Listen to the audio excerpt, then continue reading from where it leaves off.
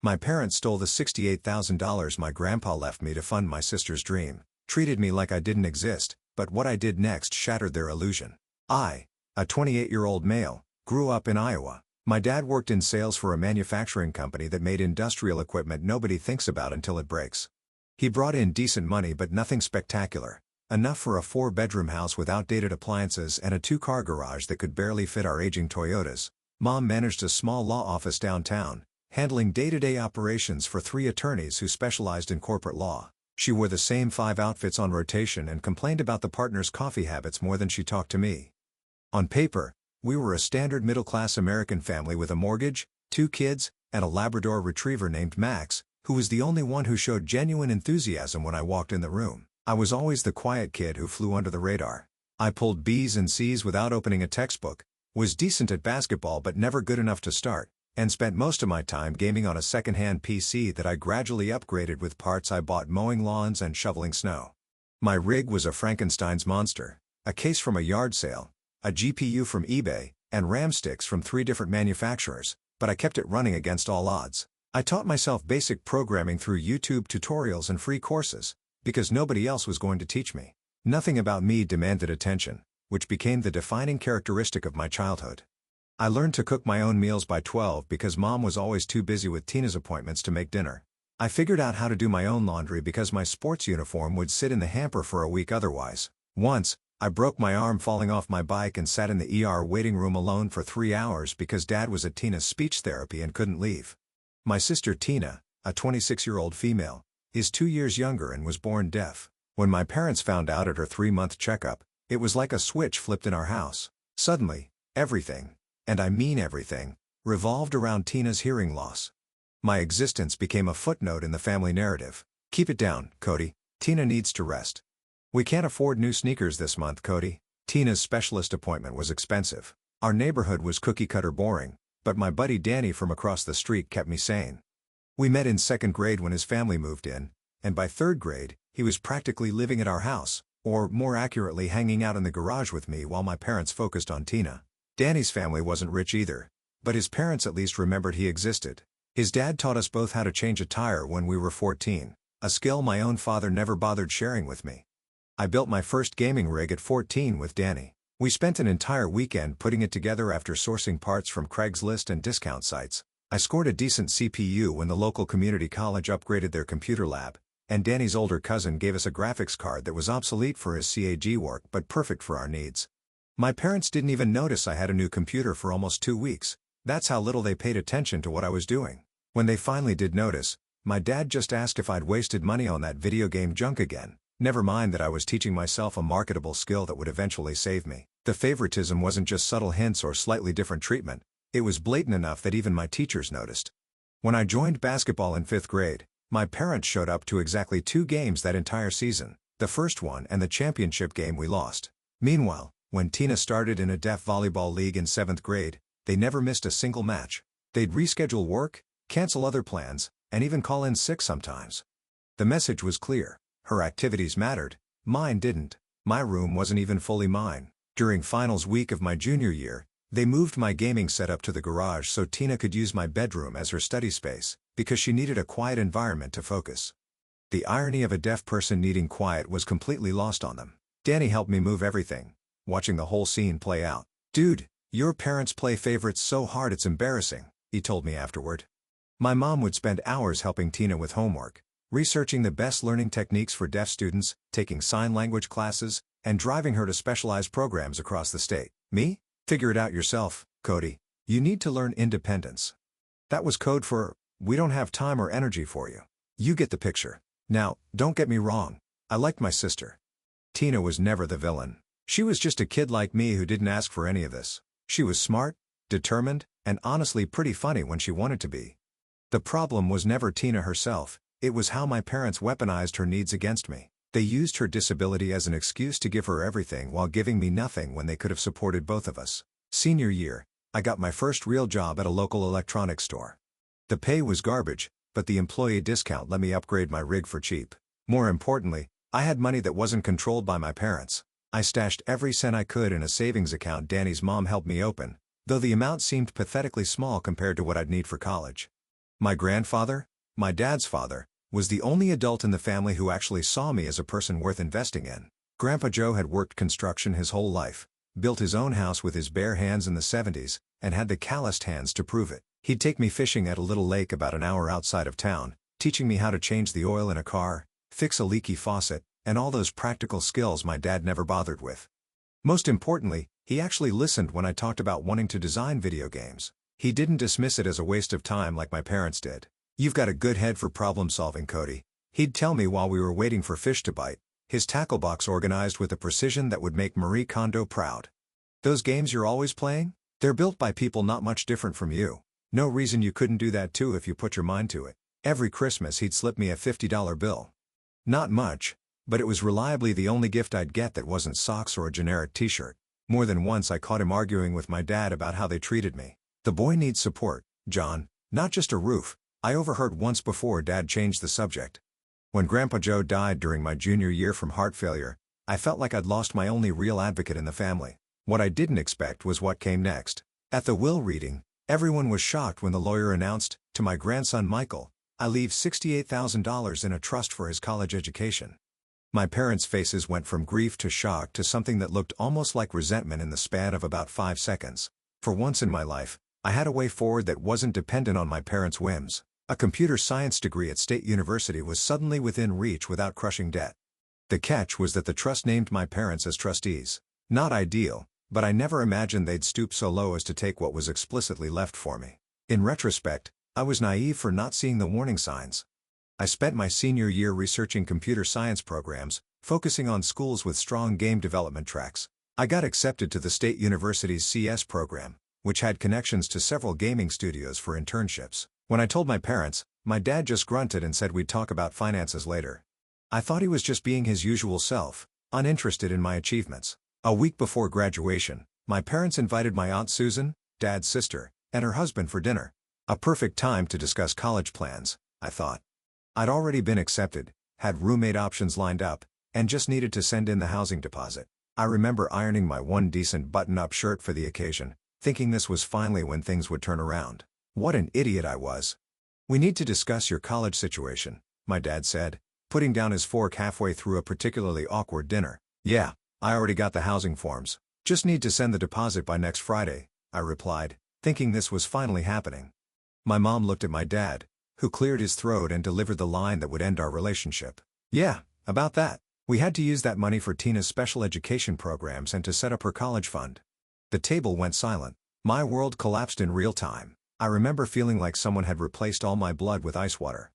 "You did what?" "That was my money. Grandpa left it for me," I said, trying to process what I was hearing.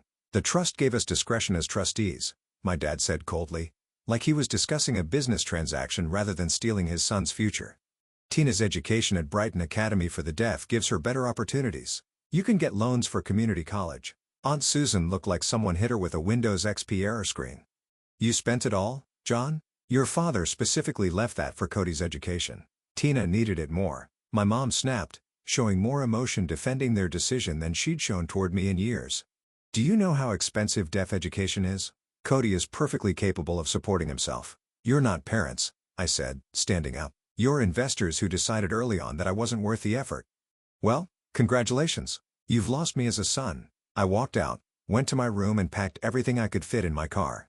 I heard arguing downstairs but couldn't make out the words over the ringing in my ears. I did a final sweep of my room, grabbed my external hard drives with all my programming projects, and walked out without saying another word. Danny's place was only a few blocks away. I didn't even have to call. One look at my face when he opened the door and he just stepped aside to let me in. "They did it, didn't they?" he asked. I just nodded, and he helped me carry my stuff inside. 2 days later I got a weird text from Tina I didn't know. "I'm sorry." That was it. No follow-up. I didn't reply, but it stuck with me. Danny and his girlfriend Megan let me crash on their couch without hesitation. Their apartment wasn't big, a one-bedroom with barely enough space for the two of them, let alone a third wheel. But they treated me like family when my own couldn't be bothered. "Stay as long as you need, man," Danny told me that first night. "We'll figure it out." The text started rolling in the next day. "Mom, you're being dramatic as usual. Come home, and we'll discuss this like adults." "Dad, man up and accept reality. Your sister needs this more than you do." Then they escalated. This is why we never thought you'd succeed in college anyway. You've always been the weak one who gives up. That last text was all I needed to see. I blocked them all and focused on survival. Danny's parents helped me get my paperwork in order so I could apply for financial aid. They didn't have money to spare, but they showed me how to navigate the system, apply for grants, and file for FAFSA as an independent student. His dad took me to the bank to open an account my parents couldn't access, and helped me work through the logistics of being on my own at 18. They even helped me get my birth certificate and social security card, which I had left behind in my rush to get out. I needed to make money fast. I applied to every retail and food service job within walking distance of Danny's place, but nothing came through right away. Danny's mom connected me with her brother who managed a warehouse that needed temp workers. The pay was garbage, $10 an hour loading trucks in a non-air-conditioned building during summer, but it was something. I spent my days lifting boxes in 95-degree heat, coming home drenched in sweat so bad that Danny made me strip in the hallway before entering their apartment. My parents' final text came through my aunt's phone. "Don't come back crying for help when you lose everything, loser." I took a screenshot. That message became my motivation, my wallpaper for the next 3 years. Every time I felt like giving up, I'd look at that message and think, I'll show them who the loser is. Aunt Susan reached out separately to apologize for what happened. "Your dad and I had a huge fight after you left. What they did was wrong, and I told him so. I wish I could help financially, but we're stretched thin with my kids' college already." She became my only connection to family information over the next few years. The first month was brutal. I was sleeping on a couch, working 10-hour shifts at the warehouse, and trying to figure out how to afford community college. My car broke down again, forcing me to take the bus to work, adding an extra hour each way to my commute. The transit system was a joke, and I'd often wait 40 minutes for a bus that was supposed to come every 15. I was exhausted, angry, and starting to think maybe my parents were right about me being a loser. My diet consisted of whatever was cheapest at the grocery store. I got pretty good at cooking eggs a dozen different ways because protein was essential, and eggs were cheap. I had a spreadsheet tracking every penny I spent, color-coded by necessity. Danny's cousin, Derek, changed everything. He worked at a small indie game studio about 30 minutes away and mentioned they needed Q&A testers. $12 an hour to play broken games and document bugs, he explained, over pizza at Danny's place. Pays bad, but the experience is gold if you want to get into development. I interviewed the next day. The studio was a converted warehouse space with about 15 people working on 2 different game projects. The office was held together by duct tape and caffeine, secondhand everything, exercise balls instead of chairs, and a coffee machine that predated YouTube. The founders were Zia developers who wanted to build their own thing after getting burned out on AAA crunch culture. They hired me on the spot when I mentioned I had taught myself basic C# and had built simple games as projects. The tech lead actually pulled up my GitHub profile during the interview. I didn't even know anyone looked at that. I enrolled in community college part-time, taking night classes in computer science while working days at the studio. Sleep became a luxury. I'd get home around 11 p.m., after evening classes, code personal projects until 3 a.m., crash for a few hours, then do it all again. The warehouse job had been physically exhausting, but this new schedule was mentally draining in a whole new way. I went through energy drinks like water. My morning routine became a shower, 2 eggs, and enough caffeine to make my eyeballs vibrate. After 2 months at Danny's, I found a studio apartment I could actually afford. Studio was generous. It was a converted garage with a bathroom attached. The place had roaches, black mold in the bathroom that the landlord refused to address, and neighbors who fought loud enough to wake the dead at 2 a.m. But I made every rent payment on time.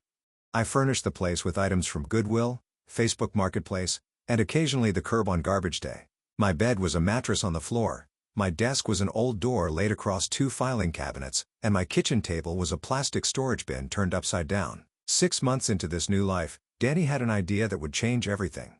We were hanging out in my depressing apartment on a rare night when I wasn't coding or studying, playing the latest PUBG update. Danny's character had just been sniped while doing his signature move, running in straight lines across open fields, and he was waiting to respawn. "We should start working on our own thing on the side," he said between matches. "Derek's got industry connections from his job. I'm learning business management in my classes, and you're getting good at coding. We could build something together. With what time? I'm barely sleeping as it is," I replied. But the idea had already taken root. "We don't need to rush it. Weekend warrior style. Build something small but polished that could get attention." We set up a shared cloud workspace and started building a demo for a game idea I'd been sketching out during lunch breaks. Every Friday night we'd pool our cash for pizza and energy drinks and code until sunrise. Our business meetings happened at the cheapest diner in town, But we were dead serious about the work. We draft design documents on napkins while eating $4.99 breakfast specials, debate game mechanics over endless coffee refills, and sketch character concepts on the backs of receipts. 3 months into development, Derek introduced us to Kristen, a 3D artist fresh out of art school who was looking for portfolio work. She joined our weekend sessions, bringing talent we desperately needed. She was working as a barista to pay bills while trying to break into the industry, another person with potential who needed a chance. Kristen and I butted heads constantly at first. She was all about aesthetics and polish, while I was focused on making systems work. Nobody cares if your mechanics are perfect if the game looks like trash, she'd argue. And nobody cares how pretty it looks if it plays like garbage. I'd fire back. Our arguments were legendary, and Danny would often have to play mediator, but those passionate debates pushed our project further than agreement ever could. Our first prototype was garbage, but it was our garbage. We showed it to a few of Derek's CEO workers, who gave us brutally honest feedback. The movement was floaty, the combat felt unsatisfying, and the procedural level generation created too many dead ends. Instead of getting discouraged, we rebuilt entire sections from scratch, staying up for 36 hours straight one weekend to hit a self-imposed deadline. The first year was brutal. I was working full-time, taking classes, and pouring every spare minute into our project. There were nights I fell asleep at my keyboard. My car finally died completely, forcing me to buy a cheap bicycle to get around. I got caught in the rain so many times that fall that I permanently smelled like wet clothes. But gradually, the pieces started falling into place, the game took shape, my skills improved, and my grades stayed solid despite everything. I got my associate's degree in computer science, made the dean's list despite everything, and leveraged my Q&A experience to land a junior developer position at the same studio. The pay bump to $42,000 felt like winning the lottery after scraping by for so long. Kristen and I clicked immediately, both workaholics with industry dreams and no safety nets. We started dating 6 months after she joined the team, keeping it professional during work sessions but spending what little free time we had together. Our first date was fixing my apartment's leaky faucet together because I couldn't afford a plumber, and she had watched enough YouTube tutorials to be dangerous. Somehow, not flooding my apartment became more romantic than any fancy dinner could have been.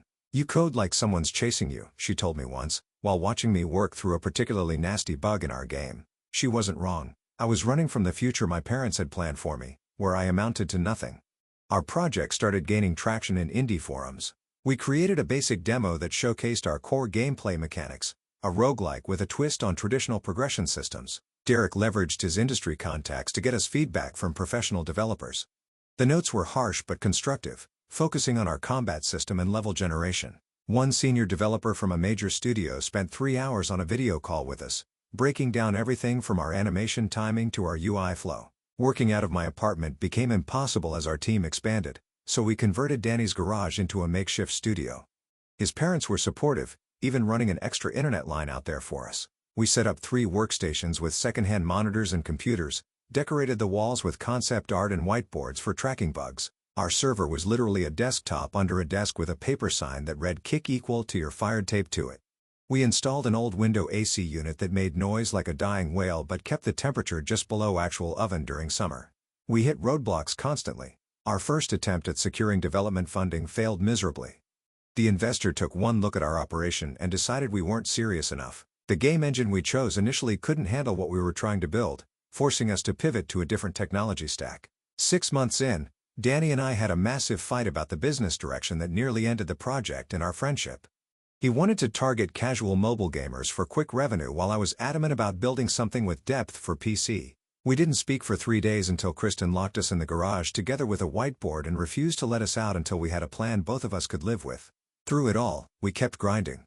I became the bug fixer guy, the one who could step in when something was broken and nobody knew why. I developed a sixth sense for tracking down weird edge cases and memory leaks. My sleep schedule was permanently wrecked, but my debugging skills became legendary in our small team. I transferred to State University to finish my bachelor's degree, still working and developing our game. It took longer than the traditional route, but I finally got that computer science degree my grandfather wanted for me. I missed the graduation ceremony because I was fixing a critical bug for our demo build, but the diploma still hangs on my wall, the first thing I see every morning when I wake up. Money remained tight. I moved to a slightly better apartment closer to campus, but it was still bare bones. But my internet was faster, my computer was better, and most importantly, I was making measurable progress. I even sprang for a desk chair that didn't make my back feel like I'd been hit by a truck. which felt like the height of luxury after 3 years of sitting on a folding chair. Kristen stood by me through the all-nighters, the stress-induced breakdowns, and the moments of doubt. She believed in what we were building even when I didn't. When I almost quit after a major technical setback, she showed up at my apartment with energy drinks and takeout. "We're not stopping now," was all she said. By year 2, we had a working prototype that was good enough to show potential investors. Danny had transformed from my childhood friend into a legitimate business manager, handling our paperwork and pitches while Derek and I focused on development. Danny had a natural talent for the business side. He secured us a spot at a small indie game showcase where we could demo our work to actual publishers. The showcase changed everything. Our booth was literally a folding table with laptops, but our game stood out. A scout from Meridian Games, a mid-sized publisher known for taking chances on indie projects, spent over an hour playing our demo. 2 weeks later, we were negotiating our first publishing deal. The negotiations were tense. Danny insisted on keeping our IP rights even when it meant less upfront money. It was the right call, though we didn't know it at the time. 28 months after starting our project, we secured actual funding. The contract with Meridian wasn't massive, $225,000 to finish development with revenue sharing on the back end. But it was enough to quit our day jobs and focus entirely on our game. We moved into a real office space. The location wasn't glamorous, but the rent was reasonable, and for the first time, we had legitimate signage with our company name. We hired 2 more developers with the funding, both recent grads hungry for experience. Our team of 6 worked insane hours, but now we were paying ourselves actual salaries. I was making $55,000, less than I could have earned elsewhere with my experience, but I owned 30% of our company. The potential upside was worth the temporary sacrifice. I moved to an apartment that actually had separate rooms and a dishwasher that worked. It felt like moving into a mansion after years of living in what amounted to a large closet. The game development was intense. We rebuilt entire systems from scratch to make them more scalable. Kristen reworked every character model and environment to elevate the visual quality. I personally rewrote our procedural level generation algorithm 7 times before it felt right. Our combat system went through so many iterations that we joked about having PTSD from playtesting the same scenarios hundreds of times. "If I have to kill that first boss one more time, I'm going to lose my mind," became our team's running joke. Our game launched on Steam 9 months later and exceeded everyone's expectations, hitting the indie charts and generating positive reviews from players and critics alike. We weren't millionaires, but the revenue was steady enough to fund our next project with a much larger scope. We immediately started work on our second title with a much bigger budget and a team that had now grown to 11 people. Through my Aunt Susan, I occasionally heard updates about my family. Dad had been laid off at 54. Apparently, his company downsized and decided a middle manager with an outdated skill set wasn't worth keeping. They had taken out a second mortgage to help Tina buy a condo after graduation. They drained their retirement accounts and were struggling to make ends meet. The money they'd stolen from me was long gone, and now they were facing the consequences of their financial decisions. Karma's a beast. Kristen and I moved in together, renting a decent apartment in a safe neighborhood. For the first time since leaving home, I had actual furniture that wasn't salvaged from dumpsters or thrift shops. My credit score had recovered from the disaster of my early independence. I bought a new car. I bought real groceries instead of whatever was on clearance. These small luxuries felt enormous after years of deprivation. Our second game did even better than the first. Gaming sites were writing about our breakthrough indie studio. We hired 4 more developers. Danny handled the business side flawlessly, negotiating contracts that gave us creative control while securing our financial future. We were approached by 3 different major publishers about acquisition. We turned them all down, preferring to maintain our independence, but the validation felt incredible. The studio that started in a garage with leftover pizza and energy drinks was now being courted by industry giants. I bought my first house at 27, a modest 3-bedroom in a good neighborhood with a dedicated office space for remote work. Kristen moved in and transformed it from a house into a home. My grandfather would have been proud to see what his investment in me eventually created, even if it took a much different path than he might have imagined. We'd already made it, they just didn't know it yet. 3 years after walking out, my phone rang with a number I'd deleted but still recognized, my mother. I almost didn't answer, but curiosity won. "Cody, it's been a long time. We miss you. Would you come for dinner this Sunday? Tina will be there too." I agreed. Part of me wanted to show them what they'd missed out on. Part of me wanted closure. Kristen thought it was a mistake, but supported my decision to go. "Just remember who you are now," she told me as I left. "Don't let them pull you back into old patterns."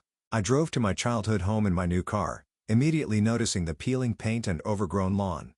The place had deteriorated noticeably. The front steps were cracked, and the gutter was hanging loose on one side. Their financial situation was written all over the property.